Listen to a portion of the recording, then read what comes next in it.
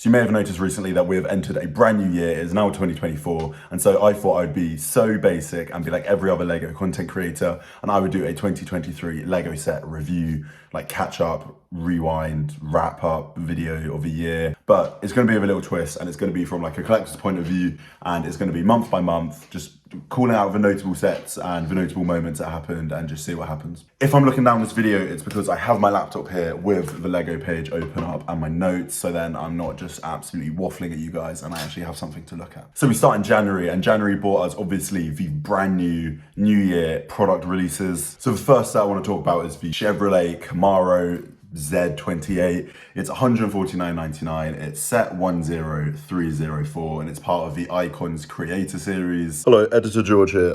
Just butting in. I'm not going to be talking every set like in this much detail. I started it off with like 2 sets. Don't worry, stick about. I'm not here for like, it's not like a 4-hour long video. I think this set is absolutely incredible. I've got it in my own collection. It looks great next to the Ford Mustang, which retired at the end of 2023, but we will get to that.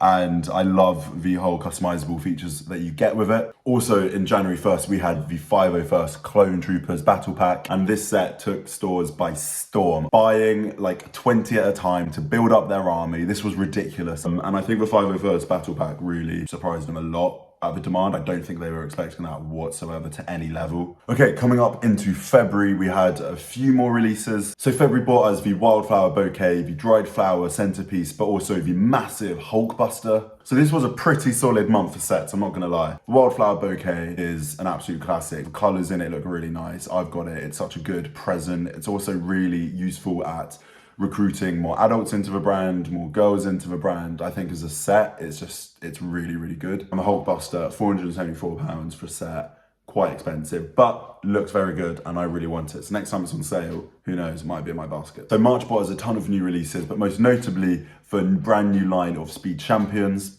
My favorite definitely is the Nissan Skyline GTR. I think doing like Speed Champions off of themes and like different like sub-brands and stuff is just a really like easy win for Lego. Moving into April, and definitely the set to note from this month was the Disney 100 Celebrations Up House. This set was iconic and it still is iconic. People absolutely love this set. So May is obviously May the 4th. It's Star Wars month, which meant that we had a ton of different Star Wars sets get released. My favorites definitely being the dioramas, the Emperor's diorama and the Endor Speed Chase diorama. Those two are just absolutely great display pieces. Very smart of Lego to start looking into diorama pieces because they're like collectibles, but also they're very standalone, so they look great. Moving into June, one of the best sets that was released in June was of course Lord of the Rings Rivendell set. This set is absolutely iconic. It has an amazing array of characters. It looks beautiful. It brought in a ton of Lord of the Rings and Hobbit fans into the Lego brand, and I just think it's a great set and I want it. It's on my wish list and I need it. Precious! Also this month, Dobby the house elf was released. Everyone gets it for presents. Everyone says it looks cute. It has a little sock with it in a book. You can't beat it. Dobby is definitely a winner for 2023. Moving into July, we only have 2 sets that were released in July.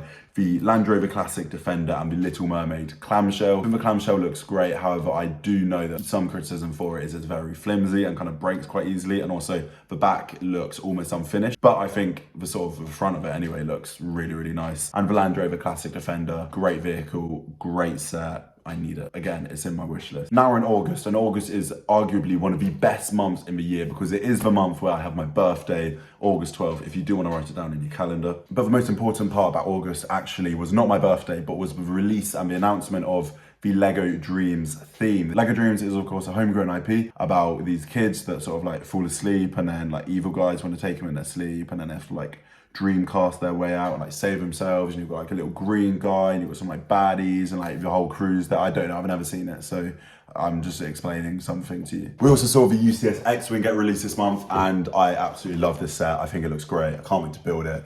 It's in my backlog, so you can't hate me for that. August, we also saw the release of the Ahsoka TV show, but we will touch on that in just 1 minute. Now moving on to September, and we have the release of one of the most controversial Lego sets of 2023.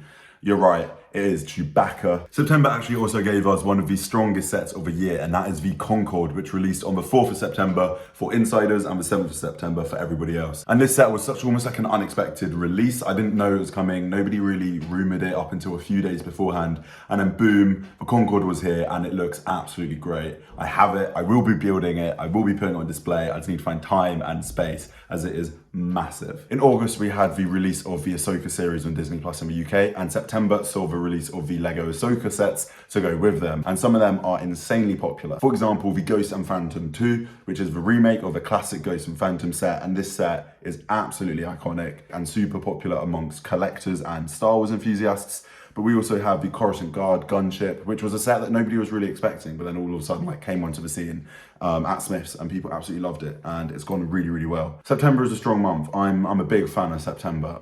September and August are like my little cheerleader months, really. So in October, we had a very strong Disney month. We had the Disney Hocus Pocus, the Sanderson Sisters set get released, which was very, very popular amongst a lot of adults, but also amongst just sort of hardcore Disney fans. And then we also had the 3 Wish sets come out, which were released the same sort of time as the movie, which celebrates 100 years of Disney. So happy birthday, Disney. October, we also had one of the most important sets of 2023, and that is the UCS Venator. This set was so highly wanted by Lego Star Wars fans, and there are theories and rumors flying about the internet for weeks and weeks. Although it's expensive, is very, very cool. November was a very lonely month. We only had one set get released, and this was the Piranha Plant from Super Mario. This set is awesome. It's like a little money bank that you can store your money in. This set was just insanely popular, especially on John Lewis, because of their Christmas advert being a Venus flytrap and this sort of being somewhat similar. Awesome set. 10 out of 10. Now, November also brought us one of the most highly anticipated Lego sets in a very long time, and that is the Lego Avengers Tower, which is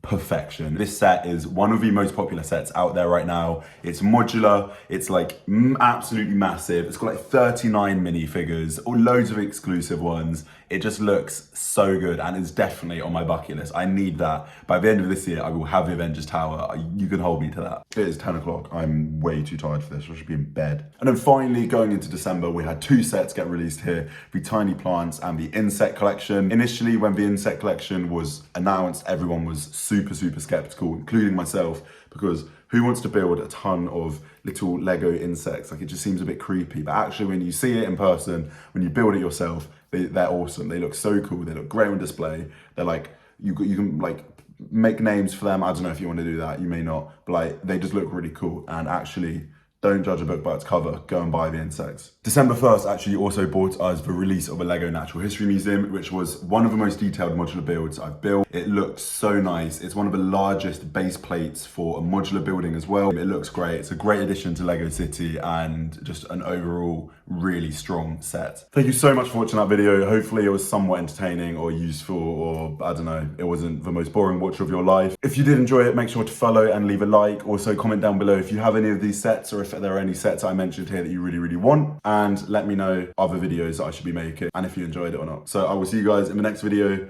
and thank you so much.